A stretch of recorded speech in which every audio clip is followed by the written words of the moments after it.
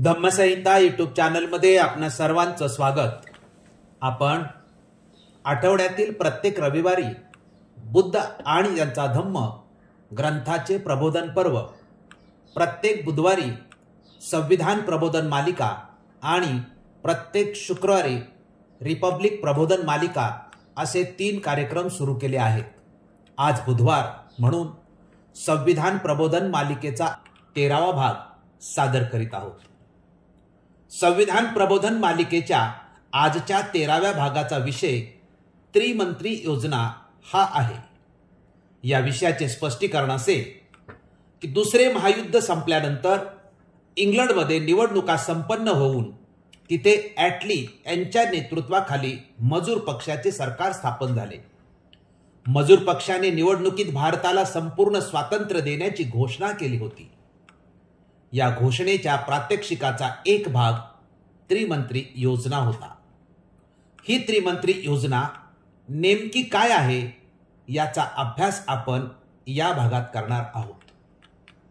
स्पष्टीकरणाचे मुद्दे: 1. वेव्हेले घोषणा, 2. भारत मंत्री पॅथिक लॉरेन्सची घोषणा, 3. भारतातील निवडणुकांचे निकाल, 4. प्रधानमंत्री ॲटली यांचे निवेदन, 5. त्रिमंत्री शिष्टमंडळाची राजकीय पुढाऱ्यांशी चर्चा, 6. त्रिमंत्री योजना, 7. त्रिमंत्री योजनेची घटना समितीची विभागणी, 8. काँग्रेस, मुस्लिम लीग, शीख यांच्या प्रतिक्रिया, 9. त्रिमंत्री योजनेचे गुणदोष। या मुद्द्यांच्या आधारे आपण हा विषय स्पष्ट करणार आहोत। स्पष्टीकरणाचा पहिला मुद्दा 19 सप्टेंबर 1945 ची वेव्हेल घोषणा हा आहे आणि याचे स्पष्टीकरण असे की जुलै 1945 मध्ये निवडणुका होऊन ब्रिटनमध्ये मजूर पक्षाचे सरकार सत्तेवर आले होते। निवडणुकीत भारताला संपूर्ण स्वातंत्र्य देण्याचे मजूर पक्षाने आश्वासन दिले होते। प्रधानमंत्री ॲटली यांनी अधिकार स्वीकारल्याबरोबर आपल्या पक्षाच्या धोरणांचे स्पष्टीकरण करण्यासाठी केलेल्या पहिल्याच भाषणात भारताला शक्यतोवर लवकर स्वराज्य प्राप्तीच्या कामी सहाय्य करण्याचा आपला उद्देश आहे असे घोषित केले आणि त्या दिशेने हालचाली सुरू केल्या। त्यावेळचे व्हाईसराय लॉर्ड वेव्हेल यांना इंग्लंडला बोलावण्यात आले।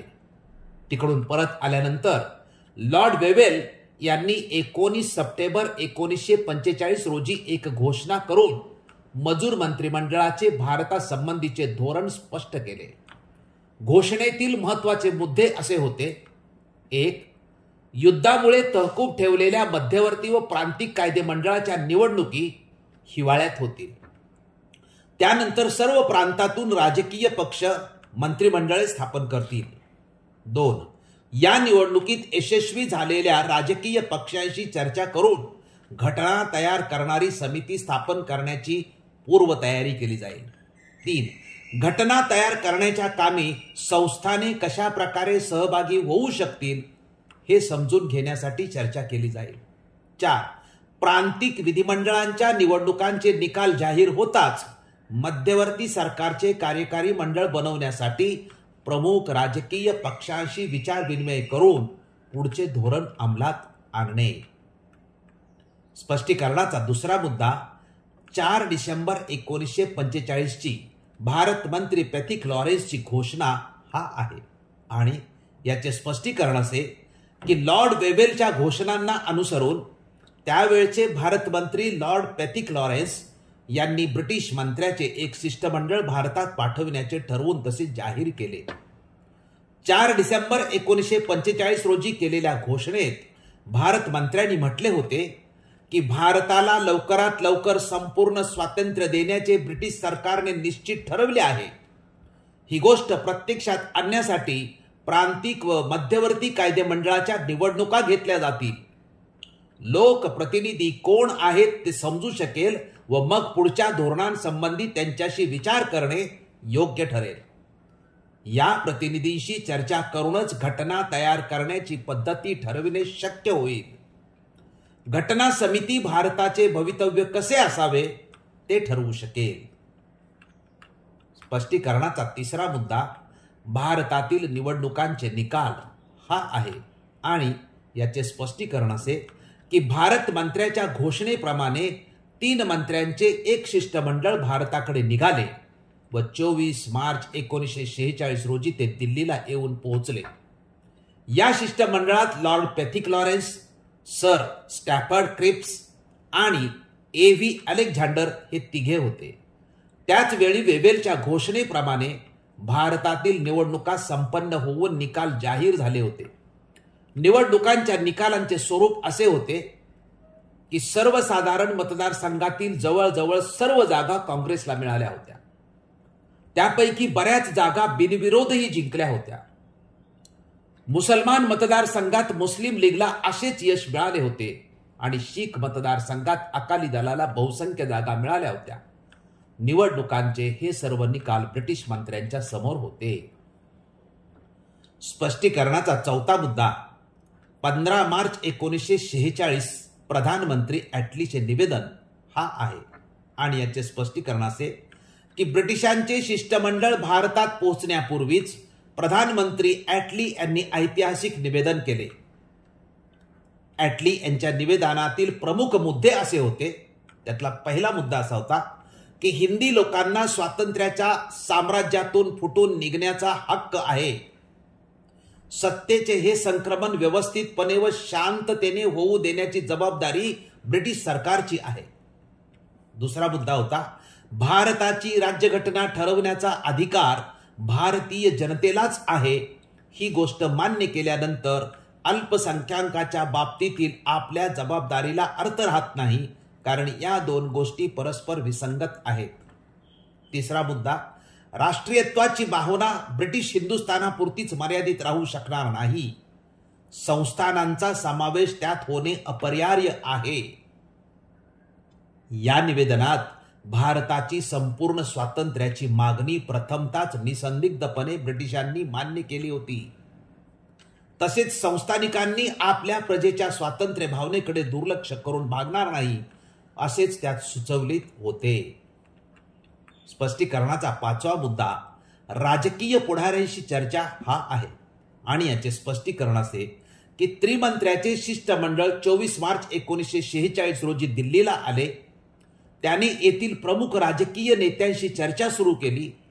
काँग्रेस आणि मुस्लिम हे 2 पक्ष देशात प्रमुख असून लोकमत त्यांच्याच मागे आहे हे त्यावेळी नुकत्याच झालेल्या निवडणुकीवरून स्पष्ट झाले होते. निरनिराळ्या राजकीय पुढाऱ्यांशी चर्चा सुरू झाली. एकूण 182 बैठका झाल्या व 742 भारतीय पुढाऱ्यांशी चर्चा केली. दिल्ली येथे प्रदीर्घ चर्चा झाल्यानंतर काँग्रेस, मुस्लिम लीग आणि भारत सरकार यांची एक संयुक्त परिषद सिमला येथे बोलवण्याचे शिष्टमंडळाने ठरवले. स्पष्टीकरणाचा 6वा मुद्दा त्रिमंत्री योजना हा आहे आणि याचे स्पष्टीकरण असे की त्रिमंत्री शिष्टमंडळ व व्हाईसराय यांच्याकडून 16 मे 1946 रोजी योजना जाहीर केली. ती अशा पद्धतीने होती. पहिला मुद्दा त्यातला होता भारताचे एक संघराज्य असेल, त्यात ब्रिटिश हिंदुस्थान आणि संस्थाने दोन्ही समाविष्ट असतील. दुसरा मुद्दा संघराज्याचे एक कार्यकारी मंडळ व एक कायदेमंडळ असेल, त्यात प्रांत व संस्थाने अशा दोन्हींचे प्रतिनिधी असतील. कायदेमंडळात एखादा महत्वाचा जातीय प्रश्न उपस्थित झाला तर दोन्ही जमातीच्या बहुमताने त्याचा निर्णय घेतला जावा. तिसरा मुद्दा संघराज्याकडे सोपवलेले विषय वगळून बाकीचे विषय आणि शेष अधिकार प्रांताकडे सोपवण्यात यावेत. चौथा मुद्दा संस्थानांचे सर्व अधिकार आणि विषय त्यांच्याकडेच कायम राहतील. पाचवा मुद्दा निरनिराळ्या प्रांतांना आपली गटराज्य बनविता येतील. या गटराज्यांची कार्यकारी मंडळे व कायदे मंडळेही असतील. सहावा मुद्दा प्रांतांची कायदे मंडळे ही 10 लाख लोकसंख्येचा एक प्रतिनिधी या हिशोबाने प्रतिनिधी निवडतील.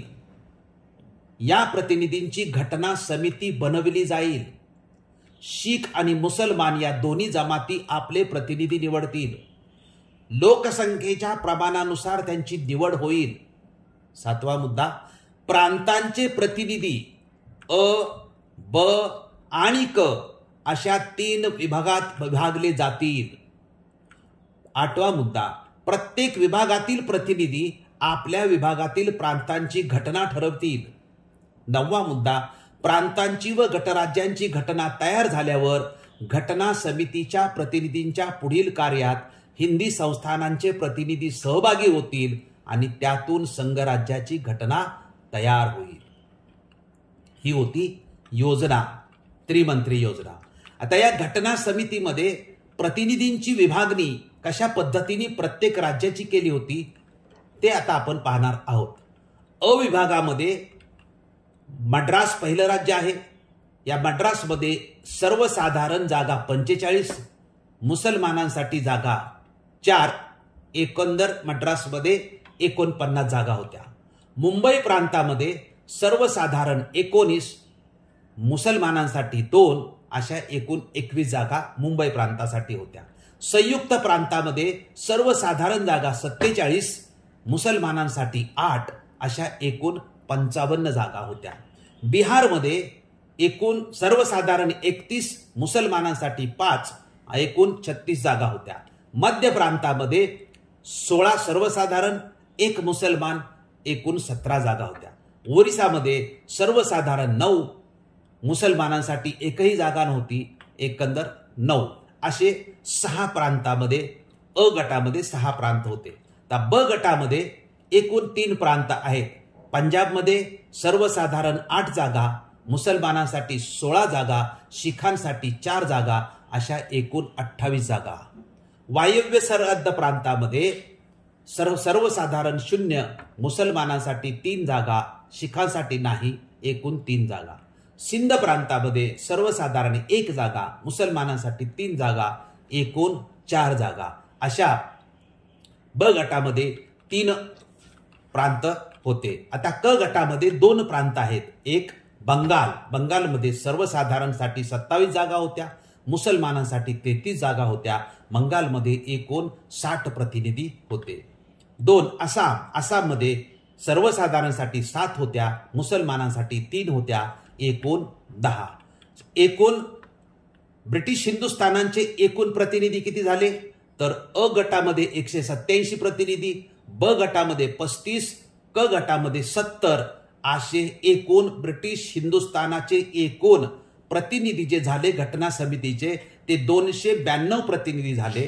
संस्थानांचे स्वतंत्र होते त्याचे एकूण प्रतिनिधी 93 होते. असे घटना समितीसाठी जी निवडणूक झाली त्या निवडणुकीसाठी ब्रिटिश हिंदुस्थानाचे आणि संस्थानांचे मिळून 385 म्हणजे ब्रिटिश हिंदुस्थानाचे 292 आणि संस्थानिकांचे 93 असे 385 प्रतिनिधींची घटना समितीमध्ये निवड झाली. आता काँग्रेस, मुस्लिम लीग आणि शीख यांच्या यावर प्रतिक्रिया नेमक्या काय होत्या ते आपण संक्षिप्त स्वरूपामध्ये पाहू.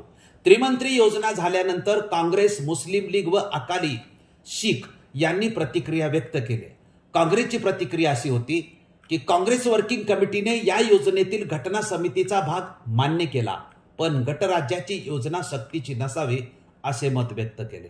मुस्लिम लीगच्या प्रतिक्रियेमध्ये म्हटले की मुस्लिम लीगने त्रिमंत्री योजना संपूर्णपणे मान्य केली, अर्थात त्याबरोबरच काही दुरुस्त्याही सुचवल्या. बलुचिस्तान, सरहद्द प्रांत, पंजाब, सिंध आणि बंगाल व आसाम या 6 प्रांतांची एक स्वतंत्र घटना समिती भरवून तिने गटराज्यांच्या व प्रांतांच्या घटना ठरवाव्या. संघ राज्याच्या कायदेमंडळात व केंद्र सरकारात पाकिस्तान गटाला व हिंदुस्थान गटाला समान प्रतिनिधित्व असावे. शिखांची प्रतिक्रिया होती की शिखांनी त्रिमंत्री योजना पूर्णपणे फेटाळून लावली.